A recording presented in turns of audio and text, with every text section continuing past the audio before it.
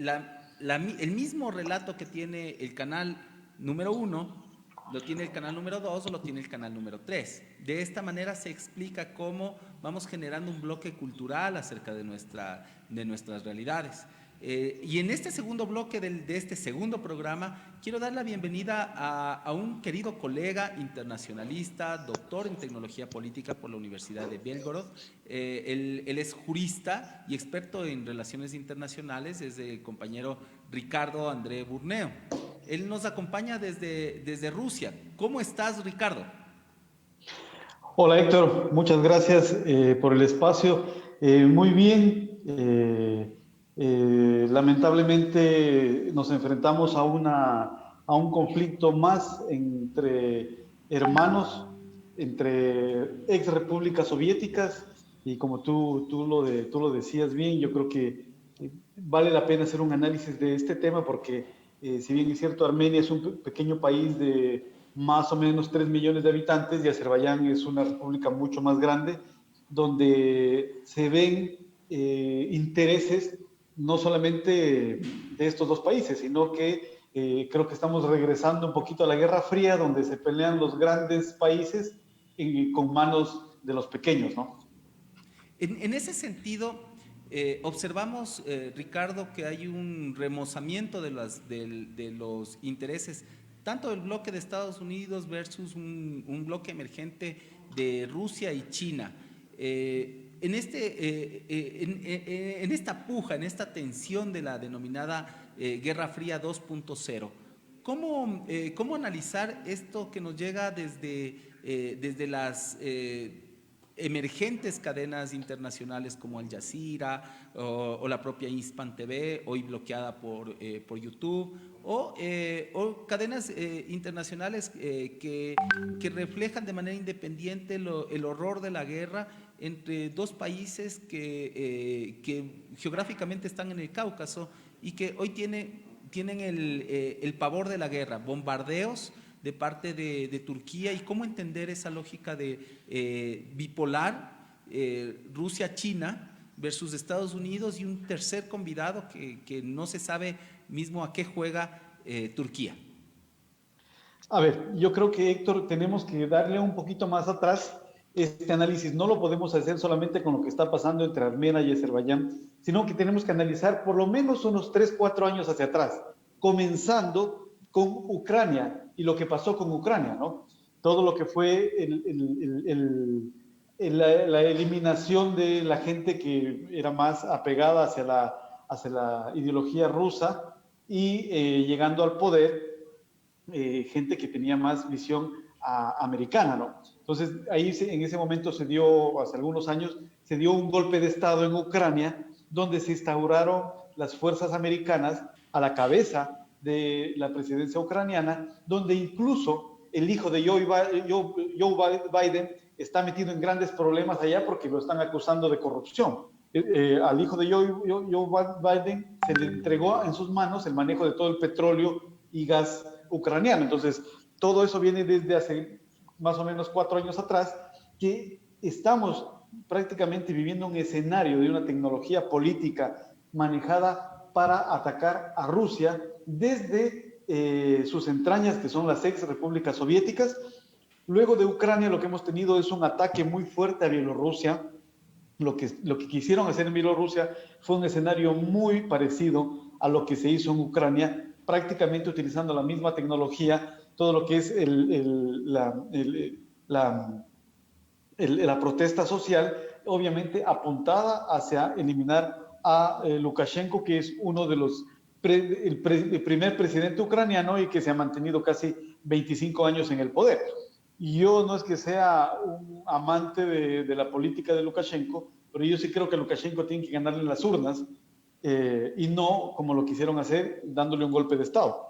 Luego de eso es parte simplemente del contexto político, es una pieza más entre lo que es Ucrania y Bielorrusia, lo que está pasando en este momento entre Armenia y Azerbaiyán en un enclave que se llama Nagorno-Karabaj, que es importante explicar de dónde viene este conflicto. Este conflicto viene no de ahora, este conflicto tiene más de 800 años de historia, ¿no? Estos países vienen luchando esta guerra hace muchísimo tiempo atrás. Lo que pasa es que cuando estos países fueron abrazados por la Unión Soviética, obviamente se mantuvo un control y no se permitió que esta guerra siga. Ahora, ¿qué significa Nagorno-Karabaj? Nagorno-Karabaj es un país dentro de otro país. Entonces, Nagorno-Karabaj son las montañas de Karabaj que están dentro de Azerbaiyán y tienen una población más o menos de del 85 al 90% de nacionalidad armeniana. Y ellos, cuando se eliminó o cuando terminó la Unión Soviética, se declararon como una república más. Lo que pasa es que Azerbaiyán no la ha reconocido, pero Armenia sí ha reconocido a Nagorno-Karabaj como una república independiente. Y ahí es justamente donde se viene el conflicto. Entonces, justamente en estas montañas de Karabaj es donde se han venido dando las más crudas, lo más crudo del conflicto, e incluso se ha atacado ya a la capital de Nagorno-Karabaj, y Armenia lo que ha hecho es atacar también ya a ciudades de Azerbaiyán. Lo que tenemos que ir es un poquito más adentro al espíritu ya de este conflicto, ya específicamente entre Armenia y Azerbaiyán, donde se están jugando algunos intereses.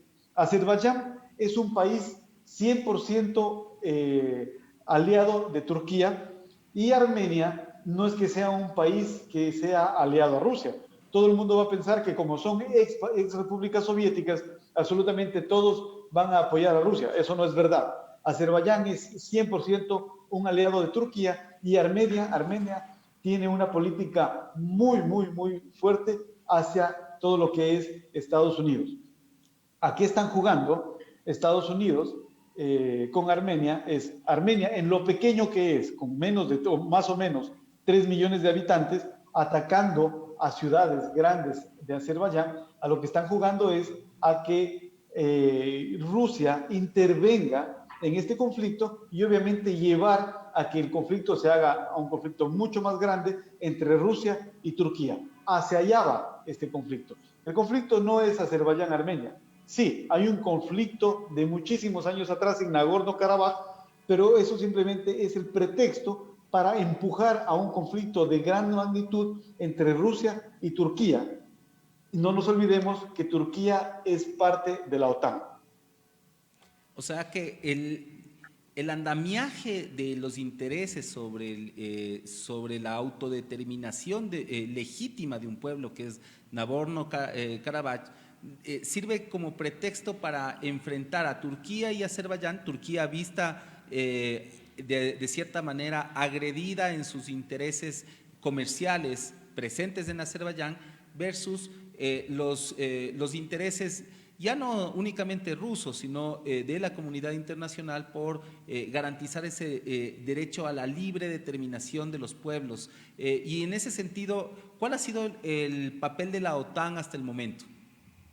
Bueno, hasta el momento la OTAN ha tratado de mantenerse un poquito alejado del tema, porque ellos saben perfectamente hacia dónde quieren llevarlos, que es a una guerra grande entre Turquía y Rusia.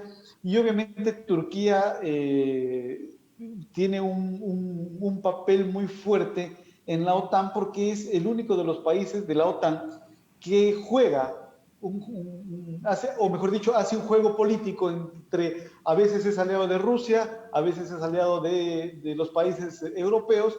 Mejor dicho, juega a cómo le tocan en ese momento la canción. Entonces, Turquía es un país en el cual su gran objetivo es simplemente volver a ser lo que era hace muchos años atrás, y es devolver a Turquía lo que sería el antiguo reino de Turquía, que es, se me va el nombre en este momento del reino de Turquía, pero lo que ellos quieren es el Imperio Otomano, perdón. Es llegar nuevamente al Imperio Otomano, que fue uno de los grandes imperios de la humanidad, y los turcos no han mirado nunca el hecho de olvidarse de que alguna vez fueron uno de los imperios más grandes de la historia. Entonces, ellos van hacia allá. Su objetivo simplemente es ir anexando territorios y ir haciéndose cada vez más grandes y devolver el imperio otomano a su gente. Y obviamente parte de ese imperio es Azerbaiyán, es Armenia e incluso parte de Rusia. Y en ese sentido, ¿cuál es la economía política que está detrás? O sea, no solamente es la figura de Erdogan como desde una perspectiva de reconstrucción imperialista de lo que fue el Imperio Otomano, no, ¿cuál es la economía política? ¿Cuáles son las empresas? ¿Cuáles son los recursos naturales? ¿Cuáles son los intereses que movilizan este conflicto?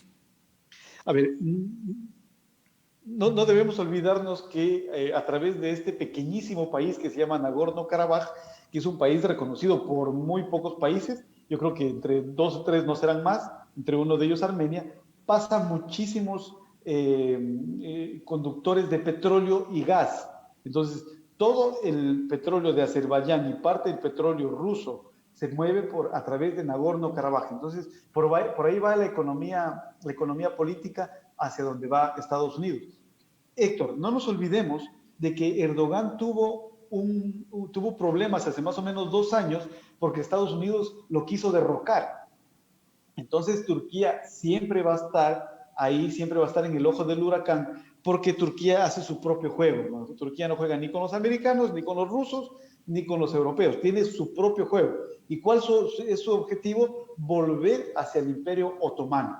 Ese es el objetivo de ellos. Ahora, ¿qué es lo que tienes en ese sector, en ese territorio, en esa geografía? ¿Qué es lo que tienes? Tienes muchísimo petróleo, tienes posiciones estratégicas como es el Mar Negro, que es la puerta de ingreso de todo lo que es el petróleo y el gas hacia Rusia, tienes muchísimo gas en las antiguas repúblicas soviéticas y tienes también mucho de lo que son minerales, ¿no? Entonces, es un enclave con muchísima riqueza que obviamente le interesa a todo el mundo. Y Rusia también tiene sus intereses ahí, porque obviamente no quiere perder el control de estas repúblicas exsoviéticas, que si bien es cierto, el momento que terminó la Unión Soviética, ahí tenemos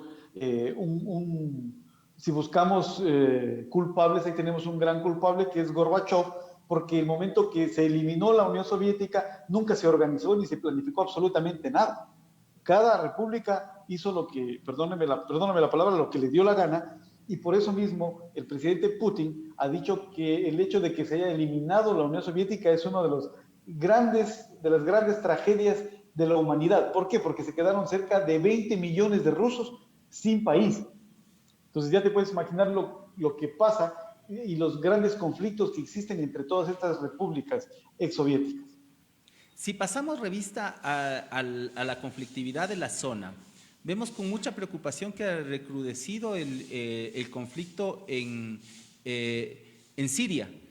¿Cómo explicarles a nuestros espectadores este recrudecimiento del conflicto de Siria, fruto de esta tensión geográfica y geopolítica que le acabas de ilustrar alrededor de Nagorno-Karabaj?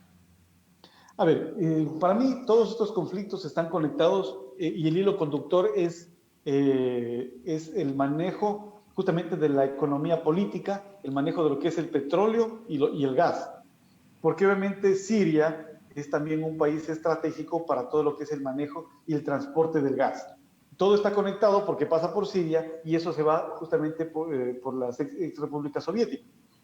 El presidente de Siria es una ficha política no muy cómoda para ninguno de los países europeos y menos para Estados Unidos, pero muy cómoda para Putin, porque obviamente Putin prácticamente ha ayudado a proteger a Siria y prácticamente ha ganado esa guerra con el armamento ruso, que es de muy alta calidad y armamento de precisión, lo que ha permitido no tener, mejor dicho, tener lo menor posible de bajas civiles, pero sí dar una especie de guerra quirúrgica y golpear donde se tiene que golpear sin tener sin que la gente o la población civil tenga grandes bajas, ¿no? Se han recuperado muchísimas ciudades, el ejército ruso ha hecho una intervención completa ya, no solamente desde el punto de vista militar, sino desde el punto de vista desde la educación hasta la salud.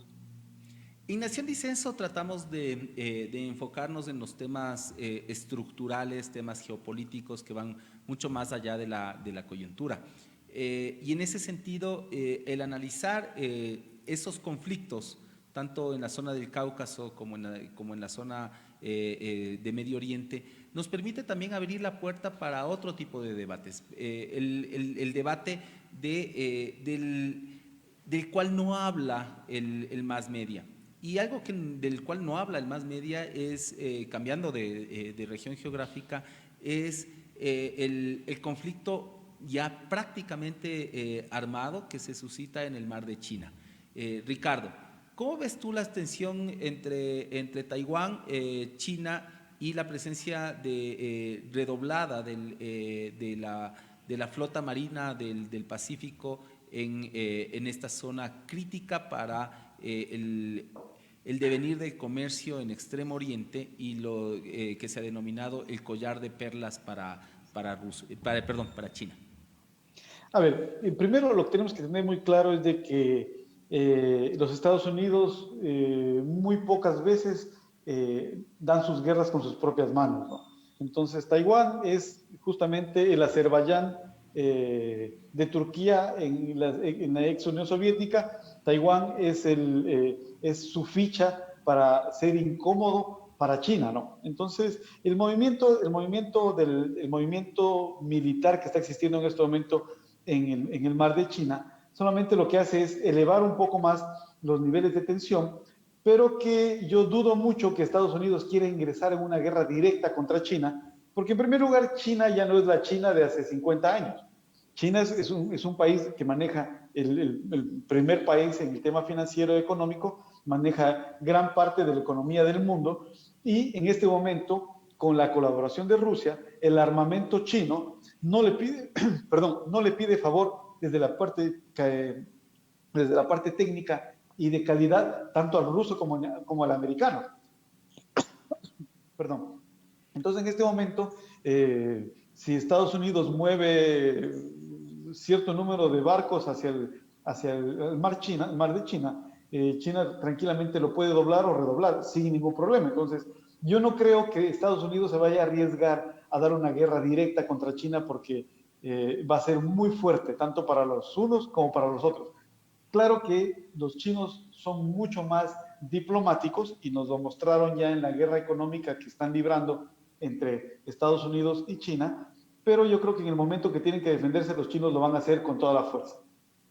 Yendo justamente a ese componente de guerra económica, porque a diferencia de la región del Cáucaso, en Taiwán no es que tengamos una riqueza en recursos naturales que sea ampliamente codiciada por varios países, ¿no? Sino que es más el aspecto simbólico y el hecho de tener un espacio de relevancia financiera a nivel global. En ese sentido, ¿cómo ves tú el devenir, o si le hacemos un recuento a nuestros escuchas y a nuestros internautas, cuál es el recorrido de esta guerra económico-financiera que se libra entre bolsas de valores, entre tarifas o aranceles y entre dimes y diretes entre los grandes líderes de las dos principales economías del mundo? A ver, y yo creo que aquí tenemos que hacer una diferencia, tú la haces muy bien esa diferencia, que es la guerra que se da entre los países de la ex Unión Soviética, es una guerra por commodities, es una guerra por el petróleo, una guerra por el gas y quién maneja el transporte de esos commodities, porque eso también es dinero. No solamente es dinero el hecho de tener el petróleo y el gas, sino también es negocio, quién lo transporta, cómo lo transportas y por dónde lo transportas.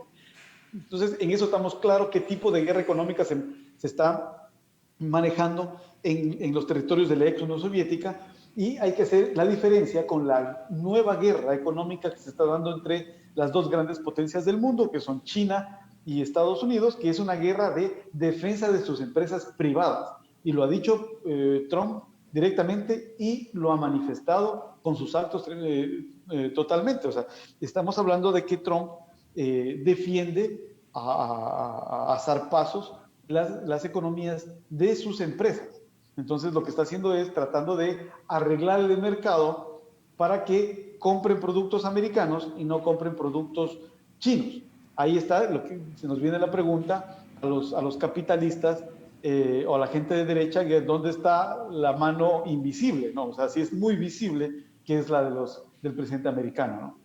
Pero en las cadenas de producción, y ahí me permito hacer honor al nombre del espacio, Disenso, en las cadenas de producción vemos que los teléfonos, por ejemplo, son diseñados en los Estados Unidos y ensamblados o fabricados en China.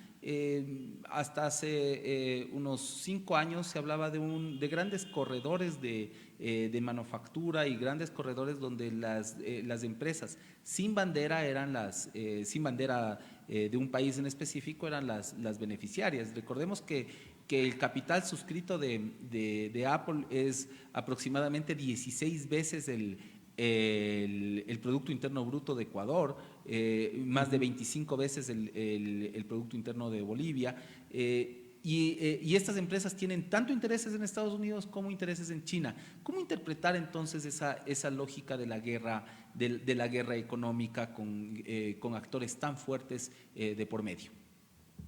A ver, si bien es cierto, tienen intereses en los dos países, pero ellos siempre van a defender la bandera americana, porque son empresas americanas. Entonces, por eso hemos visto que en algunas etapas las empresas prefieren dar retro a algunos convenios o algunos tratados que tienen ya entre las empresas para conservar el beneplácito de Estados Unidos, del presidente americano, que ha tenido una política muy intervencionista en el tema económico, algo que los otros presidentes anteriormente no lo hacían.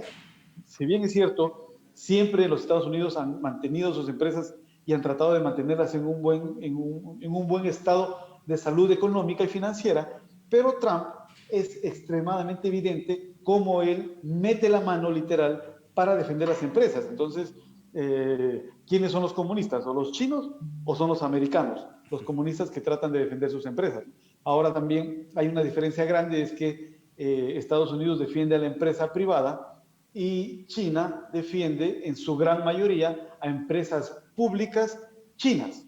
Entonces tenemos, no sé, Huawei, si bien es cierto, es parte privada, pero también tiene un gran porcentaje gubernamental.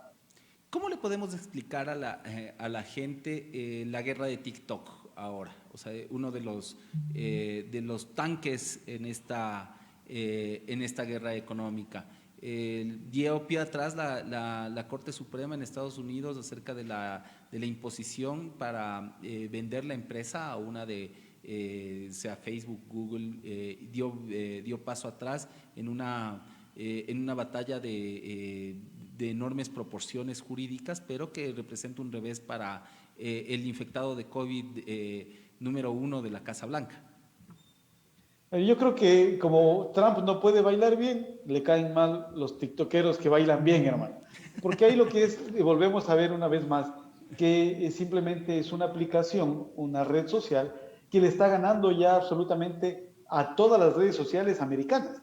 Entonces simplemente es como el jugador de fútbol que es dueño de la pelota y cuando se enoja y ya ve que está perdiendo el partido, se abre del partido y se va llevando la pelota, ¿no? Entonces, vuelvo a lo mismo. ¿Dónde está la mano invisible de los capitalistas si no permiten que se compita como se debe competir? Entonces, en absolutamente todo, donde ven los americanos que están perdiendo, y meten la mano para meter presión a nivel mundial y obviamente asegurarse en que se lleven ellos TikTok, por ejemplo. TikTok es uno de los mejores ejemplos porque es extremadamente evidente la mano del gobierno americano para que, por ejemplo, TikTok no se baje a Facebook y a Instagram, que son exactamente lo mismo.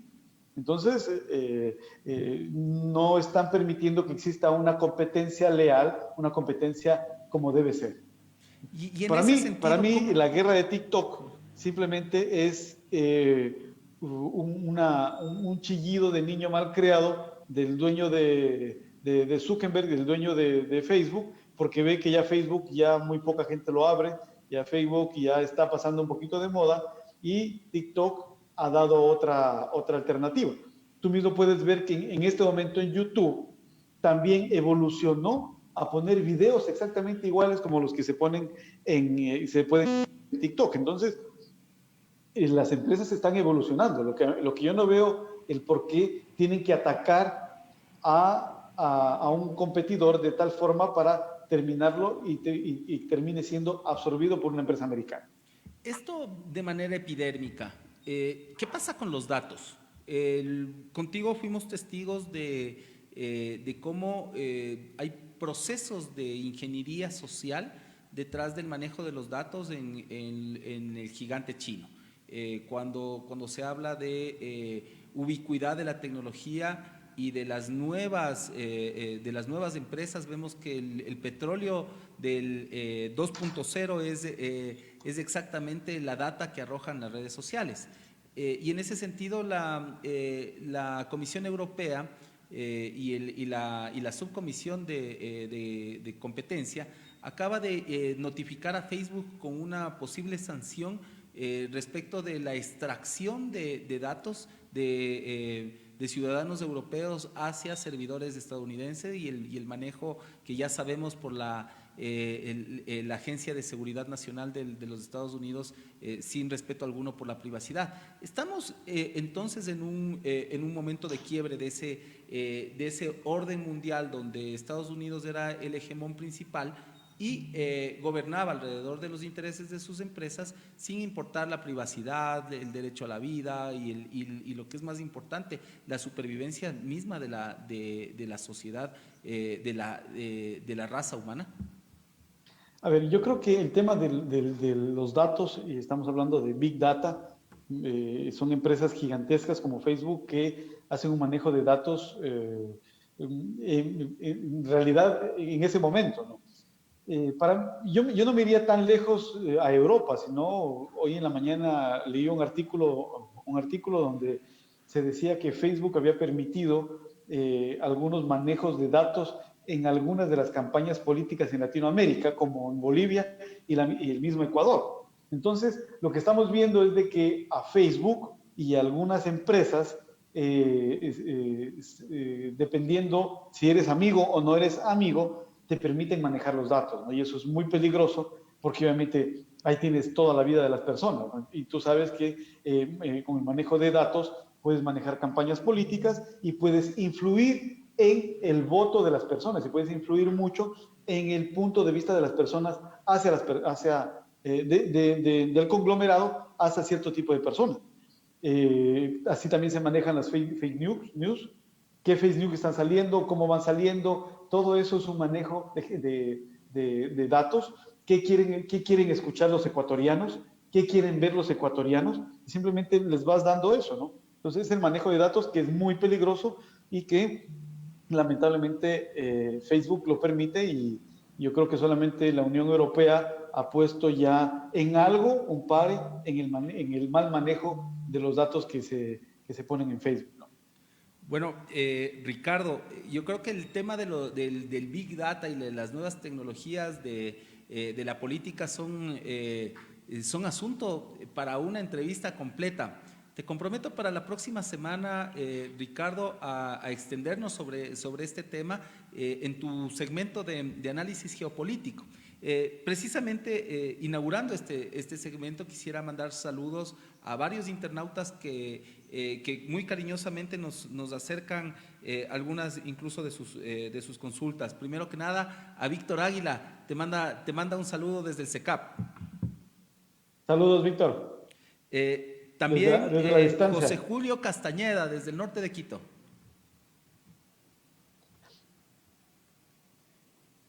Bueno, José Julio también nos está enviando una pregunta y quiero recalar, Ricardo, en una consulta para ir cerrando el espacio. ¿Cómo ves el rol de Venezuela y del conflicto de Venezuela luego de los primeros bloqueos al transporte desde Irán de los buques con el abastecimiento de gasolina?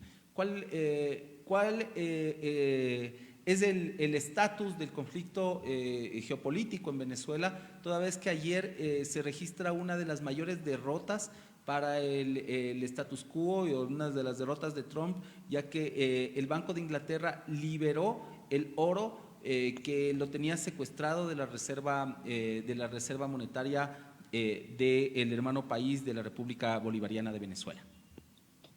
A ver, el tema de Venezuela yo creo que es un programa completo de por lo menos 2 horas. O sea, Venezuela es un tema súper importante no solamente para Latinoamérica, para nuestra región.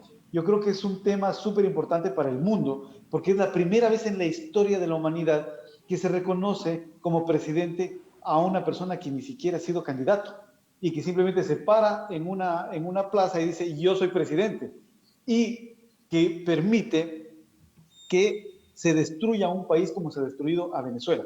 Todo el mundo le echa la culpa a Chávez, todo el mundo le echa la culpa a Maduro, pero nadie se pone a pensar qué es lo que significa que un país viva en tremendo bloqueo a nivel mundial, donde ni siquiera tienes para llevar medicinas al país, ni siquiera puedes llevar productos a tu país. Y el ejemplo de Irán, que obviamente Irán está en contra de Estados Unidos, el hecho de que haya ingresado ya ese primer barco gigante de petróleo, es una muestra de que Estados Unidos no está controlando el tema, y obviamente los iraníes se arriesgan a ingresar porque obviamente en Venezuela ya desde hace mucho tiempo el armamento ruso está instalado, y los americanos ya vieron en Siria lo que puede hacer el armamento ruso de alta capacidad y de calidad.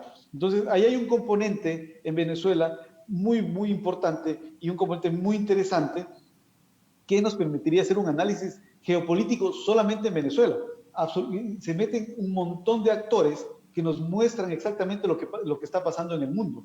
Y obviamente, hasta el momento, para mí, es mi criterio personal, Venezuela va ganando esta guerra fría porque obviamente ha logrado neutralizar a su enemigo que está a pocos kilómetros de ahí. Para Estados Unidos no sería absolutamente difícil atacar Venezuela, pero sin embargo no lo ha hecho en este momento porque simplemente no se ve con la capacidad de lograrlo. Y obviamente políticamente cada vez lo van haciendo peor. El hecho de Guaidó es uno de los peores movimientos políticos que ha hecho Estados Unidos en Venezuela, y así podemos nombrar muchísimos. Y en este momento el efecto Guaidó lo están tratando de instalar en Bielorrusia. Eso quiere decir, quieren también reconocer a una presidenta, entre comillas, para que, entre comillas, ella comience a liderar los temas de la oposición en Bielorrusia. Pero obviamente ya tanto los rusos como los bielorrusos ya saben cómo se tiene que manejar el tema de un presidente autoproclamado, ¿no? Entonces, para mí, Venezuela, obviamente hay que analizar también lo bueno y lo malo. Ha habido muchas cosas que se podría mejorar. Yo creo que se debe mejorar muchísimo en el manejo del Estado, en el manejo de las finanzas venezolanas, pero si lo vemos desde el punto de vista, simplemente desde el punto de vista geopolítico, Venezuela le viene metiendo una goleada a Estados Unidos desde hace muchísimo tiempo atrás. ¿Es Venezuela entonces el Vietnam de la Guerra Fría 2.0?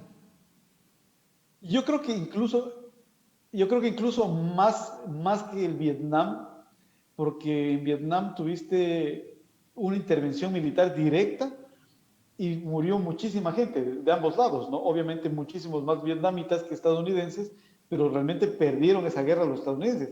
Acá no ha habido un solo ataque directo de Estados Unidos y sin embargo ya han perdido esa guerra. De antemano la han perdido. Y la ha perdido Colombia contra Venezuela con todos los actos que han tratado de hacer más políticos de intervencionismo, pero igual los han perdido. Entonces, estamos viendo que hay un mal manejo geopolítico de ahí, y yo creo que viene desde el equipo de Estados Unidos, que ha manejado mucho peor la crisis de lo que se debería manejar.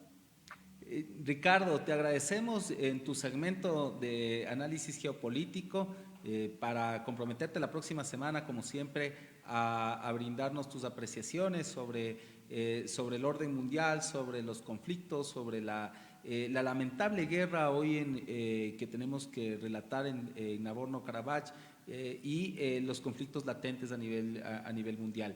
Un abrazo a la distancia, un saludo a todos los estudiantes de esta región del mundo de Latinoamérica que hoy se forman en la zona de Bielgorod y en una lógica de extensionismo, de intercambio de conocimientos, de saberes, a los cuales les mandamos un saludo enorme. Héctor, muchísimas gracias por el espacio. La verdad es que acá en la ciudad de Bielgorod, en Rusia, tenemos cerca de ya más de 900 estudiantes latinoamericanos y vamos creciendo mucho más. Así que ya el español en esta ciudad ya es el segundo idioma oficial. Un abrazo, que pases muy bien y Cuídate. los esperamos el día de mañana. Mañana nos acompañará el día miércoles 7 de octubre de 2020, nos acompañará Pamela Aguirre, asambleísta andina, parlamentaria andina y candidata a la Asamblea Nacional por Centro Democrático, con quien compartiremos nuestro primer segmento, y en la segunda parte del programa estaremos con Pablo Cruz, quien nos hablará de la economía política de la gastronomía. Un abrazo para cada uno de ustedes. No se olviden darle clic en la campanita para que estén alertas de nuestras notificaciones si ya se han suscrito, y si no lo han hecho, por favor, suscríbanse, denos un like y compartan este contenido alternativo de Nación Disenso en la cabina online. Muchísimas gracias.